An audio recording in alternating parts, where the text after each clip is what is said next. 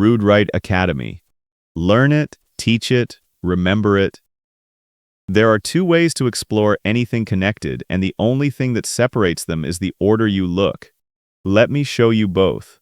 Picture a hedge maze. You stand at the entrance and a prize waits somewhere inside. How do you find it? Almost everyone feels two very different instincts. The first instinct is to send out a flood. Water poured in at the entrance spreads down every path at once in a growing ring. The instant it touches the prize, no shorter route can exist. That is breadth-first search. The second instinct is to follow a wall. You pick a path and commit, diving as deep as it goes. Hit a dead end, and only then back up to the last junction with road left. That is depth-first search. Both walk the same maze, the same junctions. They differ only in the order they visit things, and that single difference is the whole subject. Strip the hedges away, and the maze is just places joined by paths. This is our worked example, 7 spots, with S the start. This is a graph. The spots are its nodes. The paths between them are its edges, things, and the connections between them, which describes almost everything. Here the edges have no direction and no length. Crossing any one counts as a single hop, so the shortest path simply means the fewest hops. One word matters most here: the frontier. It is the set of places you have reached, but not yet explored outward from. Both searches are really just a rule for which frontier node to take next. To copy the flood by hand, always work the node that has waited longest, the oldest unexplored one, because that is the nearest.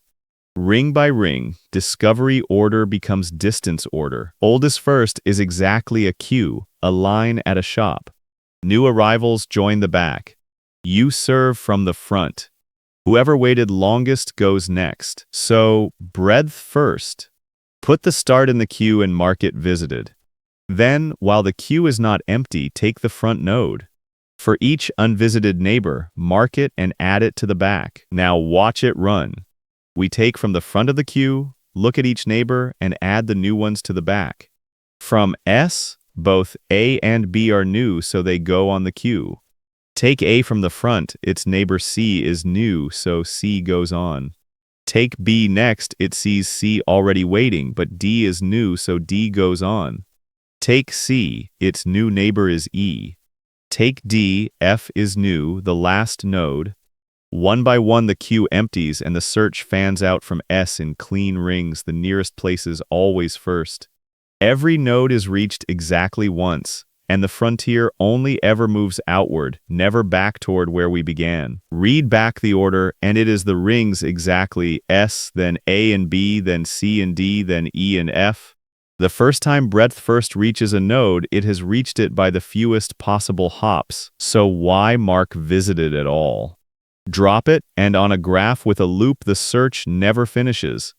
The same nodes get added again and again, and the queue never drains. And mark a node the moment you discover it, not when you later take it. Wait, and the same node sneaks into the queue several times over. Discover it, mark it, done. Depth first wants the opposite, the newest place, not the oldest, so it can push on from right here. That is a stack.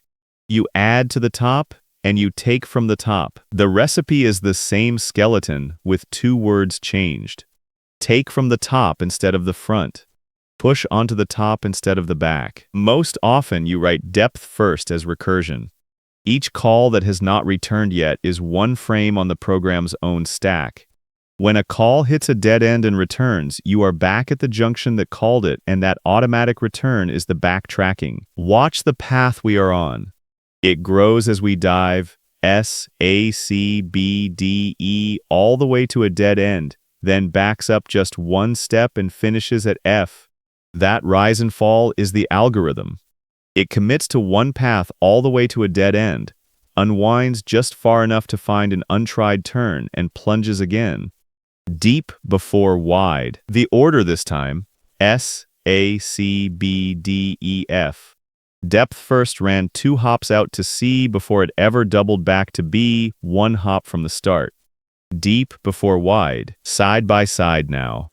Breadth first fans out flat with a queue and finds the shortest path. Depth first dives narrow with a stack and does not, and the memory follows the shape. The queue holds a whole ring at once, so it pays in width. The stack holds only the current path, so it pays in depth. Here is the whole video in one move. Swap the queue for a stack, take the newest instead of the oldest, and breadth first becomes depth first. One line is the entire difference. Written down, they are nearly twins. The same skeleton where the queues take from front became the stacks take from top. Oldest first became newest first, fanning out in rings, or plunging down a path. The depth first you will most often write is even shorter because the language's call stack does the bookkeeping. Falling off the end of the function is the backtracking for free. So how costly is this? Every node is visited once, and we look down each edge once. So the work grows in step with the graph itself, the number of nodes plus the number of connections. You cannot beat that. Same speed, but different memory. Breadth first is set by the widest the frontier ever gets. Depth first by the deepest the dive goes.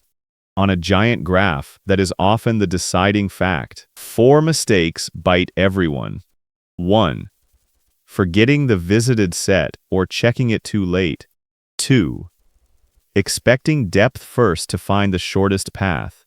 3. Using either on edges with lengths. 4. Recursing so deep the call stack overflows. The cure for all of them, trace a tiny looping graph by hand. So which do you reach for? If the question asks for shortest, fewest, or closest with equal steps, take breadth first. If it asks merely reachable or explore everything, take depth first. And if the edges carry weight, you need a different tool entirely. You will meet these everywhere. The fewest moves puzzle and the spreading flood are breadth first rings. Counting separate regions and catching a circular dependency are depth first dives. Same idea, 4 different costumes. So one question asked on repeat. Where new can I reach from here? Oldest out gives you rings, nearest first. Newest out gives you dives, then backtrack. Mark what you have seen and never visit it twice. That is graph search. Want to keep learning? Come find us at academy.rudewrite.com.